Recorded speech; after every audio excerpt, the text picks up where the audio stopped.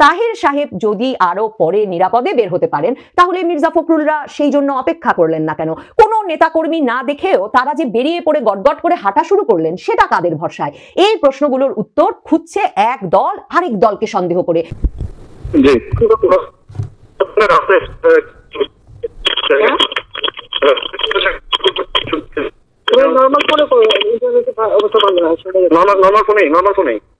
আচ্ছা বলো বাবা। জি, সন্ত্রাসীরা তো বিভিন্ন জায়গায় রাস্তায় বিভিন্ন সময় ঘুরতেছে, এখন কোথায় কি আক্রমণ করে বলা যাচ্ছে না তো। বাংলাদেশের আগামী জাতীয় সংসদ নির্বাচন ঘিরে রাজনৈতিক দলগুলোর মধ্যে চলছে তুমুল প্রস্তুতি, কিন্তু এখনো নবগঠিত জাতীয় নাগরিক পার্টি বা এনসিপি এখনো নিবন্ধন পায়নি। কিন্তু এখনই দলের প্রতীক নিয়ে তাদের আবদার মিটছে না। এনসিপি দলীয় প্রতীক হিসাবে দাবি করেছিল শাপলার, কিন্তু বাংলাদেশের নির্বাচন কমিশন স্পষ্ট জানিয়ে দিল তাদের তালিকায় শাপলা নেই। তাই এনসিপিকে ওই প্রতীক দেওয়া যাবে না। মঙ্গলবার বাংলাদেশের জাতীয় নির্বাচন কমিশন সচিবালয়ে জ্যেষ্ঠ সচিব আক্তার আহমেদ এই কথা জানিয়ে দেন। যদি আওয়ামী লীগ ভোটে না আসে, কেউ যদি না আসে, খালি বিএনপি আর জামাত ইলেকশন করে, তাহলে সবাই তো গিয়ে আওয়ামী লীগের পায়ে ধরন লাগবো। পায়ে ধরি ভোট দে বেটা, কারণ আওয়ামী লীগ যারে ভোট দেবো হয়তো পাস করবো, হয় জামাত না হয় বিএনপি।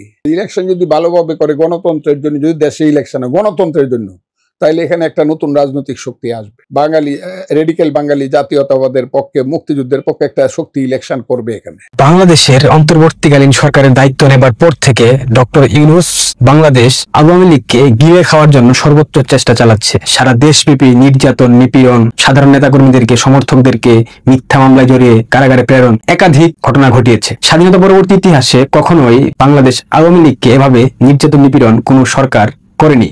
দর্শক, চতুর্দিকে যখন আলোচনা চলছে যে আগামী নির্বাচনে আওয়ামী লীগকে যদি অংশগ্রহণ করতে না দেওয়া হয়, তাহলে আওয়ামী লীগের ভোটাররা জাতীয় পার্টির উপরে ভর করবে, তারা জাতীয় পার্টিকে ভোট দেবে এবং জাতীয় পার্টি একটা বিপুল সংখ্যক সংসদ সদস্য নিয়ে সংসদে প্রধান বিরোধী দল হিসেবে তাদের অস্তিত্ব জানান দেবে। ডক্টর মোহাম্মদ ইউনূস যে পরিকল্পনা করছিল যে তারেক রহমানকে বাংলাদেশে বসিয়ে তিনি বিদেশে পালিয়ে চলে যাবেন, যে পরিকল্পনা ছিল, এবং সেটি কি আদৌ কি সত্য হতে পারবে? আদৌ সত্য হওয়ার সম্ভাবনা কোনোভাবেই নেই। তারেক রহমান এখনো বাংলাদেশে আসতে পারেনি এবং সামনের দিনগুলো আসতে পারবে কিনা সে বিষয়ে এখনো অনেক সন্দেহ রয়েছে। তাই যারা ভিডিওটি অন করেছেন তাদেরকে বলবো সম্পূর্ণ নিউজটি মনোযোগ সহকারে দেখলে আপনাদের সব প্রশ্নের উত্তর পেতে চলেছেন আজকের এই ভিডিওটিতে। তাহলে চলুন আর মেয়ের কথা না বাড়িয়ে ধারাবাহিকভাবে সম্পূর্ণ নিউজটি দেখে আসা যাক। ভিডিওটি ভালো লাগলে অবশ্যই আপনার বন্ধুদের মাঝে ভিডিওটি শেয়ার করতে ভুলবেন না। তাহলে চলুন ধারাবাহিকভাবে সম্পূর্ণ নিউজটি দেখে আসা যাক। বাংলাদেশের অন্তর্বর্তীকালীন সরকারের দায়িত্ব নেবার পর থেকে ডক্টর ইউনূস বাংলাদেশ আওয়ামী লীগকে গিলে খাওয়ার জন্য সর্বোচ্চ চেষ্টা চালাচ্ছে। সারা দেশব্যাপী নির্যাতন, নিপীড়ন, সাধারণ নেতাকর্মীদেরকে, সমর্থকদেরকে মিথ্যা মামলায় জড়িয়ে কারাগারে প্রেরণ, একাধিক ঘটনা ঘটিয়েছে। স্বাধীনতা পরবর্তী ইতিহাসে কখনোই বাংলাদেশ আওয়ামী লীগকে এভাবে নির্যাতন, নিপীড়ন কোনো সরকার করেনি। এমনকি ৭৫-এ বঙ্গবন্ধুকে হত্যার পর সারা দেশে এমন নৈরাজ্য আমরা কখনোই দেখি নাই। ডক্টর ইউনূসকে দেশদ্রোহী, ভণ্ড, প্রতারক, প্যাথোলজিক্যাল লায়ার, কূটকৌশলী, নিমক হারাম সকল বিশেষণে বিশেষায়িত করা যায়। তবে তার ব্যক্তিত্বকে যথাযথভাবে ফুটিয়ে তোলার জন্য বলতেই হয় সে একজন প্রচন্ড লেভেলের স্বার্থপর এবং আত্মকেন্দ্রিক মানুষ। নিজের স্বার্থের জন্য সে করতে পারে না এমন কোনো কাজ নাই। নিজে বাঁচতে সে তার কাছের মানুষকেও হাসতে হাসতে বলে দিতে পারে। আসেন কয়েকটা উদাহরণ আমি আপনাদের সামনে তুলে ধরি। ডক্টর ইউনূসের নিয়ন্ত্রণাধীন গ্রামীণ নামধারী যে প্রায় গোটা ৫০ প্রতিষ্ঠান আছে, সে সকল প্রতিষ্ঠানের যাবতীয় আর্থিক অনিয়ম এবং দুর্নীতির দায় নেবার জন্য বলির পাঠা ঠিক করা আছে। মোহাম্মদ আশরাফুল হাসান, মোহাম্মদ নাজমুল ইসলাম, মোহাম্মদ শাহজাহান এবং নূরজাহান বেগম এর অন্যতম। অবশ্য এদেরকে সে বছরের পর বছর ধরে উচ্চ বেতন, বাড়ি, গাড়ি, নারী সবকিছু দিয়ে পেলে বসে বড় করেছে, নিজের পাশে রেখে দিয়েছে নিজের পাপের বোঝা বহনের জন্য। নূরজাহান বেগমকে তো আপনারা সবাই চিনেন, বর্তমান যে স্বাস্থ্য উপদেষ্টা। ইউনূসের প্রতিষ্ঠান সমূহের বেশিরভাগ কাজ এদের স্বাক্ষরে হয়ে থাকে, যাতে দায় আসলেও এদের উপর দিয়ে চালিয়ে দেওয়া যায়। অথচ এইসব প্রত্যেকটা প্রতিষ্ঠানের মালিক ইউনূস এবং ইউনূসের ইচ্ছা ব্যতীত একটা সুতাও নড়চড় এদিক সেদিকে হয় না। প্রমাণ চাচ্ছেন? শ্রম আদালতের যে মামলায় ডক্টর ইউনূসের সাজা হয়েছে, সে মামলার খোদ ইউনূসের আইনজীবী আদালতে এই আর্গুমেন্ট করেছে যে অন্যায় ও অনিয়ম যেটা হয়েছে সেটা ইউনূসের অজ্ঞাতসারে হয়েছে। বাংলাদেশের আগামী জাতীয় সংসদ নির্বাচন ঘিরে রাজনৈতিক দলগুলোর মধ্যে চলছে তুমুল প্রস্তুতি, কিন্তু এখনো নবগঠিত জাতীয় নাগরিক পার্টি বা এনসিপি এখনো নিবন্ধন পায়নি। কিন্তু এখনই দলের প্রতীক নিয়ে তাদের আবদার মিটছে না। এনসিপি দলীয় প্রতীক হিসাবে দাবি করেছিল শাপলার, কিন্তু বাংলাদেশের নির্বাচন কমিশন স্পষ্ট জানিয়ে দিল তাদের তালিকায় শাপলা নেই। তাই এনসিপিকে ওই প্রতীক দেওয়া যাবে না। মঙ্গলবার বাংলাদেশের জাতীয় নির্বাচন কমিশন সচিবালয়ে জ্যেষ্ঠ সচিব আক্তার আহমেদ এই কথা জানিয়ে দিয়েছেন। তিনি বলেন, জাতীয় নাগরিক পার্টির শাপলা প্রতীক পাওয়ার সুযোগ নেই। প্রতীকের যে তালিকা, সেই তালিকায় শাপলা প্রতীক নেই। এখন ব্যাপার হচ্ছে যে এটার ওনাদেরকে বিকল্প একটা প্রস্তাব আমাদের কাছে পাঠাতে হবে, সেটার জন্য অপেক্ষা করতে হবে বা সেটার জন্য আমরা জানাবো, এবং ওনারা এটাকে জানেন যে এটা নাই। তো এখন নিষ্পত্তিতে হবে দুজনের সম্মতিতে। তো আমরা আশা করছি যে একটা সম্মতি তো ওনাদেরই বলতে হবে। মানে এনসিপি শাপলা প্রতীক পাচ্ছে না, এনসিপি শাপলা প্রতীক পাচ্ছে না, কারণ হচ্ছে যে আমাদের 115টার যে শিডিউলটা করা হয়েছে সেখানে শাপলা প্রতীক নেই। নিয়মটা হচ্ছে যে সংরক্ষিত প্রতীক যেটা আছে সেই প্রতীকের ভিতর থেকে একটা নিতে হবে। সে প্রতীকে যদি শাপলা প্রতীক না থাকে তাহলে দেওয়ার সুযোগটা কোথায়? এদিকে নিজেদের পছন্দের প্রতীক না পেয়ে ফেসবুকে এক পোস্টে তুমুল ক্ষোভ প্রকাশ করেছেন জাতীয় নাগরিক পার্টির মুখ্য সংগঠক উত্তরাঞ্চলের সার্জিস আলম। সেই সঙ্গে তিনি কার্যত হুমকিও দিয়েছেন। তিনি লেখেন, যেহেতু কোনো আইনগত বাধা নেই তাই এনসিপির মার্কার সাপ্লাই হতে হবে, অন্য কোনো অপশন নেই। না হলে নির্বাচন কিভাবে হয় আর কে কিভাবে ক্ষমতায় গিয়ে মধু খাওয়ার স্বপ্ন দেখে সেটা আমরাও দেখে নেব। সার্জিস আলমের এই ফেসবুক পোস্ট সামনে আসতেই বাংলাদেশের রাজনীতিতে শুরু হয়েছে তুমুল বিতর্ক। যেদিন এনসিপি প্রথম নিবন্ধনের জন্য আবেদন করে সেদিন স্পষ্টভাবে জানিয়ে দিয়েছিল এনসিপি শাপলা মার্কা চায়। তাহলে এই তালিকায় শাপলা মার্কা যুক্ত করা কাদের কাজ ছিল? এতদিন কি তারা নির্বাচন কমিশনে বসে বসে নাটক দেখেছে, নাকি স্বাধীন প্রতিষ্ঠানে বসে অন্য কোনো প্রতিষ্ঠান, দল বা এজেন্সির কথা মতো উঠবোস করেছে?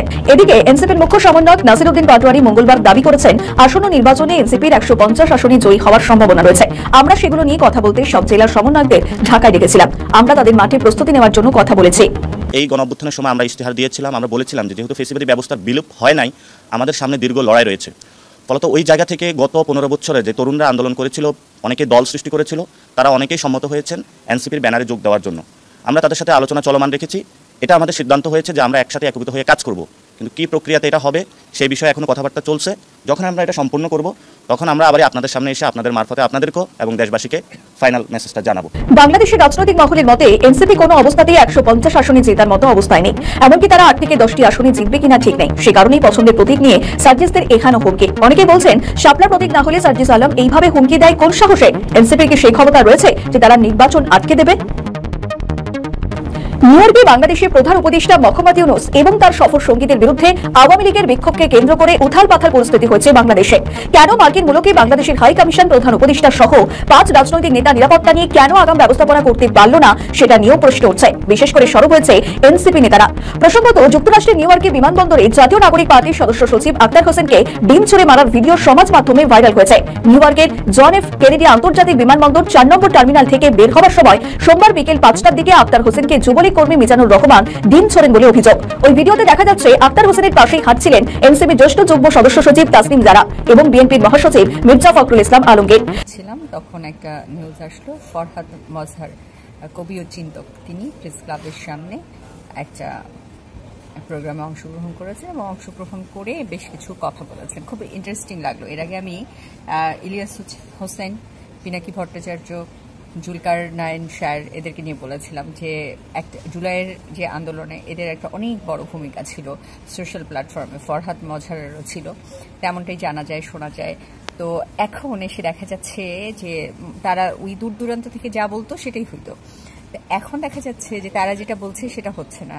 এই যার বিরুদ্ধে দুর্নীতির অভিযোগ, ধরেন জুলকারের কথা বলি, মোহাম্মদ এজাজ উত্তরের যে এখন প্রশাসক হিসেবে আছে, তার বিষয়ে অনেক কিছু বললো, সেটাতে কিছু হলো না। ইলিয়াস হোসেন বলতেছে, জাওয়াদ নির্জর বলতেছে, পিনাকি বলতেছে, যারে যারে নিয়ে বলছে, বিশ্বাস করেন একটারও কোনো রেজাল্ট আসে নাই। যেমন ইলিয়াস হোসেন তো প্রথম আলোকে নিয়ে বলেই যাচ্ছে, পিনাকি তো প্রথম আলোর সামনে হচ্ছে গরু জবাই দিয়ে খাওয়ার আয়োজন, কত কি করলো, কিচ্ছু হয় না। কিন্তু যদি আওয়ামী লীগ ভোটে না আসে, কেউ যদি না আসে, খালি বিএনপি আর জামাত ইলেকশন করে, তাহলে সবাই তো আওয়ামী লীগের পায়ে ধরন লাগবো, পায়ে ধরি ভোট দেবে বেটা। কারণ আওয়ামী লীগ যারা ভোট দেবো হয়তো পাস করবো, হয় জামাত না হয় বিএনপি। ইলেকশন যদি ভালোভাবে করে, গণতন্ত্রের জন্য, যদি দেশে ইলেকশন হয় গণতন্ত্রের জন্য, তাহলে এখানে একটা নতুন রাজনৈতিক শক্তি আসবে। বাঙালি রেডিক্যাল বাঙালি জাতীয়তাবাদের পক্ষে, মুক্তিযুদ্ধের পক্ষে একটা শক্তি ইলেকশন করবে এখানে। এটা আওয়ামী লীগ না, আমি আবারও বলছি, এটা আওয়ামী লীগ না। গণতন্ত্র, সমাজতন্ত্র, ধর্মনিরপেক্ষতা, জাতীয়তাবাদ, 72-এর সংবিধানের পক্ষে একটা শক্তি এখানে ইলেকশন করবে। টেকনিক্যাল বলবো না তো, আমি সব জায়গাতে লোক দাঁড়ায় যাবে মুক্তিযুদ্ধের পক্ষে, কয়ে যাবে মুক্তিযুদ্ধের পক্ষে একজন দাঁড়াইছে, বা একটা মার্কা যদি পাওয়া যায় কোথাও থেকে নিব। এত চিন্তা করেন, মানুষ যদি থাকে মুক্তিযুদ্ধের, আমার পক্ষে মানুষ আছে, রেজিস্ট্রেশনের দরকার কি? আওয়ামী লীগের লোকজন কি বসে থাকবে? ধরেন হাসিনা আসলো না, বা বড় বড় নেতা 10 লাখ পলায় গেছে, 10 লাখ না, ধরেন 1 লাখ পলায় গেছে। আওয়ামী লীগের ভোট কি 1 লাখ? আওয়ামী লীগের ভোট তো সাপোর্টার তো কম ধরলে এখন 25% আছে, তাইলে 18 কোটি মানুষের মধ্যে 4-5 কোটি মানুষ তো আছে। এই ভোট যাবে যদি আওয়ামী লীগ ভোটে না আসে, কেউ যদি না আসে, খালি বিএনপি আর জামাত ইলেকশন করে, তাহলে সবাই তো আওয়ামী লীগের পায়ে ধরন লাগবো, পায়ে ধরি ভোট দেবে বেটা। কারণ আওয়ামী লীগ যারা ভোট দেবো হয়তো পাস করবো, হয় জামাত না হয় বিএনপি। কারণ আওয়ামী লীগ 25 থেকে 30% ভোট আছে। এমনও এলাকা আছে, 37টা এলাকা আছে যেখানে আওয়ামী লীগ এমনি ফাঁস করবো, আওয়ামী লীগ না, মুক্তিযুদ্ধের পক্ষে 37টা সিট আছে এমনি ফাঁস করবো। যারা হিসাব করে না কথাটা বুঝছেন না। আমরা তো সকালে উঠে পানি বাদ দিয়া আর কাঁচা লঙ্কা দিয়ে আর পেঁয়াজ দিয়ে ভাত খাইতো, কাজে আমরা বুঝি কিছু যে দেশে ভোটটা কি হবে। 37টা সিট আছে যেখানে কোনো মার্কা মোর্কা লাগবো না, খালি চোখের ইশারা দিলেই পাশ হয়ে যাবো একটা পার্টি, চোখের ইশারা দিব খালি, বুঝছেন আপনি কথাটা? ওই রেজিস্ট্রেশন দিব না, মুখ করবো না, এগুলা সব সমস্যার সমাধান হবে। Might is right. এই ছেলে পেলেরা কি কইলো না কইলো কি আসে, এগুলো ছেলে পেলে আমার কাছে। যেদিন ইউনুস সাহেব থাকবে না, এরা রাস্তা দিয়ে বেরিয়ে পারবো না, কই পলায়া থাকবো, কোন দেশে যাইবো, এমনকি ইউনুস সাহেবের আন্ডারে ইলেকশন করলে এরা 3000 ভোট পাবে না। এইসব ছেলে পেলের কথার কি উত্তর? তো আমার সন্তানের মতো। আমার ছেলে কত কথা কয় রাজনীতি নিয়ে, হ্যাঁ ব্যারিস্টারি পাস করছে, তাও কিছুই বুঝে না। এরা কি বুঝে রাজনীতি? এদের কি অভিজ্ঞতা? এরা তো স্বপ্ন দেখছে, এদেরকে দিয়ে এত কাজটা করানো হয়েছে। এরা তো করে নাই কাজটা তো এদেরকে দিয়ে করানো হয়েছে। হয়তো ওনাদেরকে দিয়ে জামাতে ইসলাম বা কালো শক্তি এই কাজটা করাইছে। বিএনপি এই কারণে আমার বাইর করে। বিএনপির আন্দোলন তো ছিল গণতান্ত্রিক আন্দোলন, আর জামাত আর এদের আন্দোলনটা ছিল তো যে বিএনপি কে হাজার হাজার কোটি কোটি মানুষ আসবে, আন্দোলন সফল হবে, আমরা এটা করব।